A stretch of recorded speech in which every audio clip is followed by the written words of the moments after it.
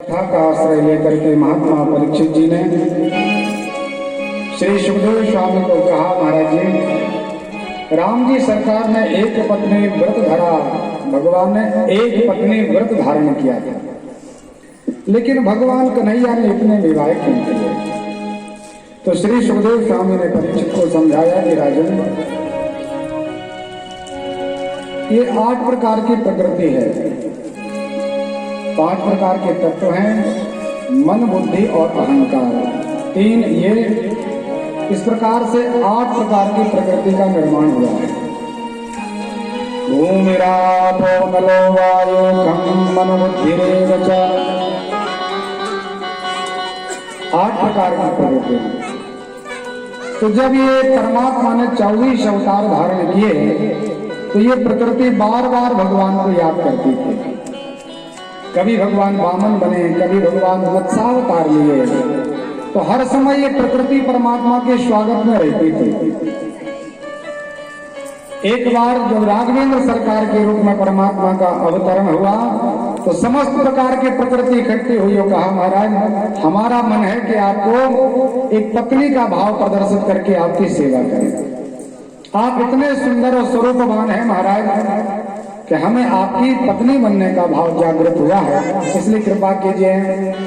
राम जी सरकार ने कहा कि देखिए, अभी तो हम मर्यादा पुरुषोत्तम हैं और इस मेरी लीला में एक भी ऐसा हम कार्य नहीं कर सकते जो मर्यादा के विपरीत हो, इसलिए आपको हम अवसर देंगे। जब परमात्मा दंडकारण्य वन में प्रवेश किए तो उसमें सर्वंग सुतीक्षण आदि महात्मा लोगों से महाराज की भेंट हुई। तो भगवान का ऐसा विग्रह, एक स्त्री पुरुष पर मोहित होती है अलग बात है, एक पुरुष स्त्री पर मोहित होता है एक भी ठीक है, बात साधारण बात है, लेकिन यदि कोई पुरुष पर मोहित हो जाए ये बहुत बढ़िया। पुरुष पर कोई पुरुष मोहित नहीं होता तो स्त्री पर कोई स्त्री मोहित नहीं होती। लेकिन जब भगवान का विग्रह देखा, स्वरूप देखा गोविंद का, राम जी के रूप में परमात्मा है और ऊपर से महाराज तापस वेश विशेष उदासी भी है। तापस वेश बना हुआ है, भगवान ने बट क्षीर मंगा करके, बरगद का वृक्ष का दूध मांग करके भगवान ने केसों को जटा में परिणित कर लिया। पीले पीले वस्त्र भगवान के, जंगल में भटक रहे हैं भगवान। ऐसे विशेष उदासी में भी इतना सुंदर स्वरूप लग रहा है महाराज परमात्मा का कि मुनियों ने विचार किया कि यदि आज हम स्त्री होते तो भगवान की दास्य, एक सखी, एक दासी बन करके परमात्मा की सेवा करते। उन महात्माओं ने विचार किया कि भगवान कृपा कीजिए, हमें आपका सुंदर दास्य भाव चाहिए, कृपा कीजिए परमात्मा। भगवान ने उन सबको समझाया कि देखिए, अभी हम आपसे विवाह आदि नहीं कर सकते, हम आपको भी अवसर देंगे। जब परमात्मा ने वामन स्वरूप धारण किया था तो अनेक प्रकार के ब्राह्मणों की जो ब्रह्मचारिणी कन्याएं हैं, उन्होंने देख करके भगवान के उस स्वरूप को देखकर प्रियतमा की स्थिति को मांगा। भगवान ने उनको भी आशीर्वाद दिया, जलीय जीव जातियों को भी भगवान ने आशीर्वाद दिया। परमात्मा ने मिथिला की नर नारियों को भी आशीर्वाद दिया। जहां परमात्मा जाते सबको आशीर्वाद देते जाते। पद्म पुराण के पाताल खंड में लिखा है महाराज कि कितना कितना कल्पों तक तप करके इन्होंने भगवान को अपना प्रियतम माना है। अनंत कल्पों की वही जब परीक्षा पूर्ण हुई तब आज सबको आशीर्वाद देने के लिए भगवान ने सबसे विवाह किया।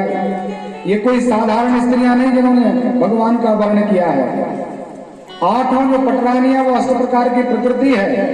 कोई वेद मंत्र है, कोई पुराण है, कोई शास्त्र है, कोई मीमांसा है, कोई श्रुति रूपा है। और इन्होंने अनंत प्रकार से भगवान का यजन करते करते करते अपने जीवन को भगवान के चरणों में समर्पित कर दिया। तब परमात्मा आज प्रसन्न हुए और भगवान ने सबका एक साथ ग्रहण कर लिया।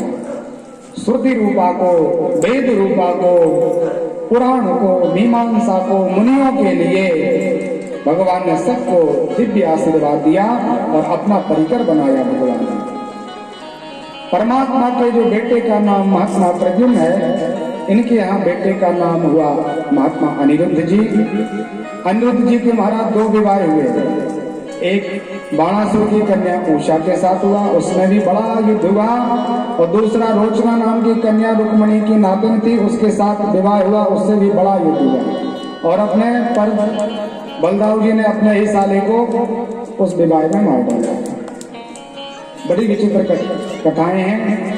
प्रयाग के पुष्पर नाम के नगर में रहने वाला भौमासुर और सोनकपुर नाम की नगरी में वास करने वाला बाणासुर।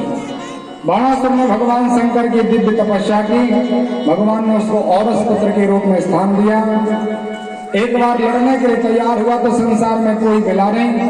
भगवान ने ध्वजा दे दी कि जाओ, जिस दिन ये ध्वजा आपके नीचे गिरने लगे तो समझना युद्ध करने वाला कोई श्रेष्ठ पुरुष आने वाला है। बाणासुर अपने राज्य में रहता था। समय आने पर इनके यहाँ उषा नाम की कन्या का जन्म हुआ। बड़ी शील संपन्न कन्या थी। 16 सोमवार का व्रत करती, माँ पार्वती और भगवान शिव को मनाती थी। एक बार उसने पुराण के अंदर भगवान की दिव्य काम लीला का दर्शन किया तो अंदर काम भाव जागृत हुआ। रात में स्वप्न में महात्मा अनिरुद्ध का दर्शन किया। प्रातः काल उसने चित्रलेखा नाम की सखी से कहा कि देखो देवी, आज एक पुरुष मेरे स्वप्न में आया है, इतना सुंदर है। रात भर उसके साथ मैंने क्रीड़ा की और प्रातः काल जब मेरे नेत्र खुले तो वह पुरुष का दर्शन हमें नहीं हुआ। उसका विछोड़ मैं सहन नहीं कर पाऊंगी, मैं अपने देह को त्याग दूंगी, मरने के लिए तैयार हुई। तो चित्रलेखा जो थी उसको बड़ी विद्या प्राप्त थी, जिसका भी चित्र बनाती थी उसका आकर्षण हो जाता था। ब्रह्मा विष्णु रुद्र आदि का चित्र बनाया, इंद्र वरुण कुबेर दिक्पाल का चित्र बनाया, भगवान कृष्ण का चित्र बनाया तो थोड़ी सी लज्जित हुई। प्रद्युम्न का चित्र बनाया तो कहने लगी इसी के समान है। तो जब अनिरुद्ध का चित्र बनाया तो उसने हृदय से लगा लिया और कहने लगी बिल्कुल यही पुरुष आया था मुझे रात्रि में। चित्रलेखा ने रातों रात प्रद्युम्न को बुलाया और उन दोनों का संग हुआ। प्रातः काल बाणासुर को समाचार हुआ कि मेरी कन्या का सतत्व तो नष्ट हो गया। अनिरुद्ध के साथ युद्ध हुआ। महाराज बंधक बना करके पीछे तरफ डाल दिया जहां पर कचरा डाल देते हैं। अब अनेक प्रकार के मलिन स्थान में प्रद्युम्न पड़े हैं। भगवान को जब समाचार हुआ तो परमात्मा ने नारायणी सेना तैयार की। शाम भगवान कृष्ण बलदाऊ जी प्रद्युम्न महाराज को लेकर के विशाल रणांगण में उतरे। यहाँ बाणासुर के साथ युद्ध हुआ। महाराज 10,000 उसके बाहु लगे हुए थे, 10,000 हाथ थे। भगवान ने सबको काट डाला। विशाल युद्ध परमात्मा ने प्रारंभ किया तो एक धर्म माता थी इनकी कोटरा, उसने विचार किया मेरा बेटा तो मर जाएगा, तो निर्वस्त्र होकर के भगवान के सामने खड़ी हो गई। परमात्मा ने अपना नेत्र बंद कर लिया और उस समय उस तरह से भगवान ने अपना मुंह हटा लिया। अवसर पाकर के बाणासुर भागा। भगवान शिव की चरण शरण ग्रहण की। बाबा विश्वनाथ भगवान भी अपनी शिव सेना को लेकर के तैयार हुए। शिव जी के गण नंदी बाबा, कार्तिक जी, गणेश भगवान, नंदी, भृंगी, वीरभद्र आदि इकट्ठे हुए और एक तरफ से शिव जी की सेना और एक तरफ से नारायण की सेना, दोनों में युद्ध हुआ। विशाल उस युद्ध में महाराज महामारी फैल गई। भगवान कृष्ण इस तरफ से पीत ज्वर छोड़ते हैं, भगवान शिव श्वेत और कृष्ण ज्वर को छोड़ते हैं, कोई सूल छोड़ रहा है। जितनी भी प्रकार की व्याधि है आजकल, जितने भी शरीर में कष्ट हैं, जितने भी रोग हैं, इन दोनों की लड़ाई हुई है दोनों तरफ से।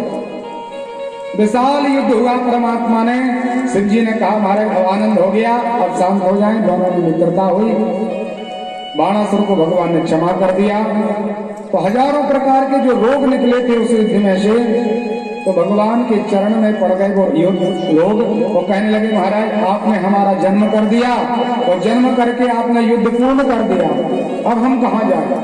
संसार का कोई ऐसा जीव नहीं है जो अपने आप रोग को निमंत्रण दे के महाराज हमारे घर आ जाए, कहाँ निवास करें हम? तो भगवान कृष्ण ने कहा कि जो सच्चे अर्थ में मेरा आश्रय नहीं ले, मेरी कथाओं का श्रवण आदि न करे, महाराज उसके घर में डेरा जमा। सभी प्रकार के रोगों को भगवान ने वहां से विदा किया। उषा के साथ महात्मा प्रद्युम्न का विवाह संस्कार अनिरुद्ध जी का, और भगवान ने बड़े आनंद के साथ अपने पोते का विवाह संस्कार मनाया। इस प्रकार से भगवान ने दिव्य खेल किया, आनंद लिया। एक बार परमात्मा ने विचार किया कि हमारे बच्चों को शिक्षा देना चाहिए, ये किसी भी प्रकार से ब्राह्मणों का, संतों का अपराध न करें, इसलिए इनको प्रैक्टिकली ज्ञान देना है। आजकल व्यक्ति धर्म शास्त्र को बहुत कम मानते हैं, कहते हैं महाराज प्रैक्टिकली ज्ञान होना चाहिए आपके पास, प्रायोगिक सिद्ध करके बताइए भगवान कहाँ है, क्या खाते हैं, क्या पीते हैं। किसी भी आप छोटे से सवाल को यदि हल करना चाहें महाराज तो पहले उसको मानना पड़ता है। जैसे एक छोटा सा सवाल है कि माना पिता की आयु 27 वर्ष है और पिता की आधी आयु के समय बेटे का जन्म हुआ था, तो 25 वर्ष बाद पिता की क्या आयु होगी, ऐसे कुछ प्रश्न रहते हैं।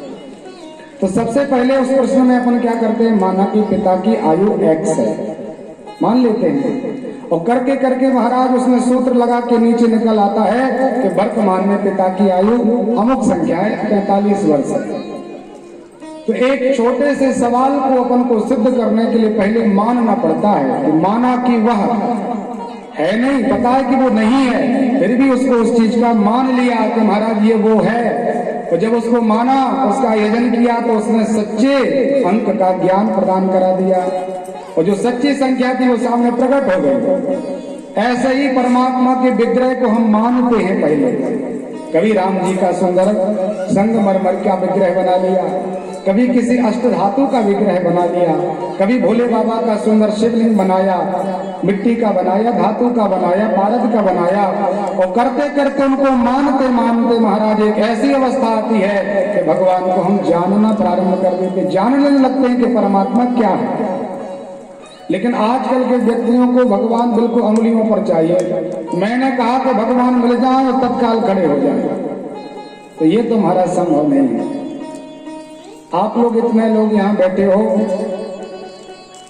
इतने लोगों में बताइए आप लोग किसने टीवी वीवी की बात नहीं है। जैसे हम आमने सामने बैठे हैं, ऐसे ही राष्ट्रपति का किसने दर्शन किया, बिल्कुल आमने सामने बैठे। यदि कोई हो तो हाथ उठाइए। और ऐसे कितने लोग इसमें बैठे हैं जो ये मानते हैं कि राष्ट्रपति है, और कितने लोग ऐसे हैं जो ये मानते हैं कि महाराज राष्ट्रपति नाम की कोई वस्तु नहीं होती। कोई मानता है कि राष्ट्रपति नहीं होता? सब लोग मानते हैं कि महाराज राष्ट्रपति होता है, और साक्षात किसी ने देखा नहीं, टीवियों में देखा अलग बात है। लेकिन आपका राष्ट्रपति से साक्षात्कार नहीं हुआ, विचार कीजिए। लेकिन आप मानते हो कि हाँ भारत का कोई राष्ट्रपति है। यदि आप मानो राष्ट्रपति को कि राष्ट्रपति है तो ठीक है, और नहीं भी यदि आप मानो कि महाराज राष्ट्रपति नाम की कोई वस्तु नहीं होती, तो फिर भी राष्ट्रपति के वैभव में कोई कमी आने वाली नहीं है। आप कितना भी कहिए कि महाराज नहीं कोई राष्ट्रपति नहीं होता, और यदि राष्ट्रपति होता तो हमारे सामने आ जाए। एक कोई गांव का गवार व्यक्ति कहे कि महाराज राष्ट्रपति नाम की कोई वस्तु नहीं है, और यदि राष्ट्रपति चाहता है कि हमारी प्रभुता बढ़े तो हमारे सामने प्रकट हो जाए, तो वह राष्ट्राध्यक्ष विचार करता है कि गांव का गवार व्यक्ति यदि मुझे माने या ना माने, तो मानने में भी हमें ज्यादा कोई प्रभुता नहीं, और ना मानने भी हमारी पदवी छिनने वाली नहीं है। हमारा पद जो स्थिर है वो रहेगा, इसका मानने और ना मानने से कोई बहुत बड़ा अंतर नहीं पड़ने वाला। इसी तरह जब यह व्यक्ति काल ही कर्म ही सही मिथ्या दोष लगाए, ब्रह्म के ऊपर अनेक प्रकार का कुठाराघात करते हैं, भगवान को कहते हैं परमात्मा नहीं है, अनेक प्रकार के मंत्र प्रकट करते हैं, नाना प्रकार का मत देते हैं कि भगवान नाम की कोई वस्तु नहीं, तो भगवान ऊपर बैठे बैठे हंसते हैं। कितना नादान है, कितना अबोध है। तो ऐसे महाराज हम एक दो नहीं, अनंत संख्याओं में भी कहना प्रारंभ करना कि भगवान नहीं होता, तो भगवान के विग्रह में कोई न्यूनता आने वाली नहीं है। परमात्मा तो पहले थे, आज हैं और अनंत काल तक रहेंगे, उनकी प्रभुता में कोई अंतर नहीं आएगा। लेकिन व्यक्ति थोड़े से बल और मद और विद्या के अहंकार में आकर के सबसे पहले परमात्मा का अपमान करना प्रारंभ करता है। नाना प्रकार से भगवान के अनेक प्रकार से परमात्मा के विकल्प तर्क आदि करने लगते हैं। और गोस्वामी तुलसीदास जी ने तो उत्तरकांड में लिख दिया रामायण में कि महाराज ऐसे ऐसे व्यक्ति होंगे कि जो केवल ब्रह्म ज्ञान की चर्चा करेंगे। ब्रह्म ज्ञानमय नारी नर करहि न दोष हरि भाव। हर समय केवल ब्रह्म ज्ञान की चर्चा। और यदि समय आएगा तो लोभ के बस में होकर के महाराज कौड़ी लाभ लोभ बस करहि विप्र गुरु का, उनके जीवन में कोई शुभ चिन्ह नहीं होगा और आनंद से केवल और केवल नाना प्रकार की कथाओं का आश्रय है। इसलिए महाराज सावधानी इसी में है कि हम सब भगवान को मानना प्रारंभ करें। यहाँ परमात्मा नारायण ने विचार किया कि हमारे परिकरों के प्रति हमारे अंदर श्रद्धा होनी चाहिए और इनको ज्ञान होना चाहिए। तो सभी प्रकार के पुत्र नाती पोतों को लेकर के भगवान एक बगीचे में पहुंचे। एक बगीचे में ले जाकर के भगवान को स्वयं बैठ जाते हैं। उन सबसे कहा आप लोग आनंद लीजिए। भगवान सब जानते हैं। चारों तरफ घूम घाम करके भगवान के जो वो बेटे थे वो एक कूप के पास पहुंचे। बहुत बड़ा कुआं है जिसमें किसी प्रकार का कोई जल नहीं है, केवल खाली कूप है और बहुत बड़ा कृतलाश पड़ा हुआ है। एक गिरगिट उसमें डला हुआ है, प्रयास कर रहा है कि इस कूप से बाहर आ जाए, लेकिन महाराज अनंत प्रयास करने पर भी उस कूप से बाहर नहीं आ पा रहा। बार बार प्रयास चल रहा है। ये सब दशा देख करके भगवान के जो पुत्र थे वो परमात्मा के पास लौटे और कहा प्रभु मैंने एक बहुत बड़ा आश्चर्य देखा है। इसी बगीचे में एक बहुत बड़ा कुआं है, कूप में एक बहुत बड़ा कृतलाश पड़ा हुआ है और वह कृतलाश जो है निकलने का प्रयास कर रहा है लेकिन निकल नहीं पा रहा। परमात्मा ने समझाया कि देखिए यही जीव की गति है। हम भी एक बहुत बड़े भवकूप में पड़े हैं, भव सागर, और भगवान का नाम परमात्मा की कथा भव भे सज रघुना सयस सुनहि जनर यरुना। भाव भेषज और रूपी जो अपन को बहुत बड़ी बीमारी हुई है उसकी सबसे बड़ी भेषज दवा है भगवान का नाम, परमात्मा की कथा। तो जब इस विशाल भवकूप में हम गिर जाते हैं और इससे बाहर नहीं जा पाते तब परमात्मा को पुकारते हैं, तब भगवान आते हैं। इसलिए सबको समझाया कि देखिए परमात्मा का आश्रय नितांत होना चाहिए। भगवान स्वयं पधारे, देखा तो प्रभु को याद आ गया कि ये तो राजा डला है। तो परमात्मा ने अपने दाहिने पैर का अंगूठा स्पर्श कराया और कृतलाश की योनि में पड़ा हुआ वह पुरुष दिव्य देह धारण करके भगवान के सामने प्रकट हो गया। बोल भक्तवत्सल भगवान की।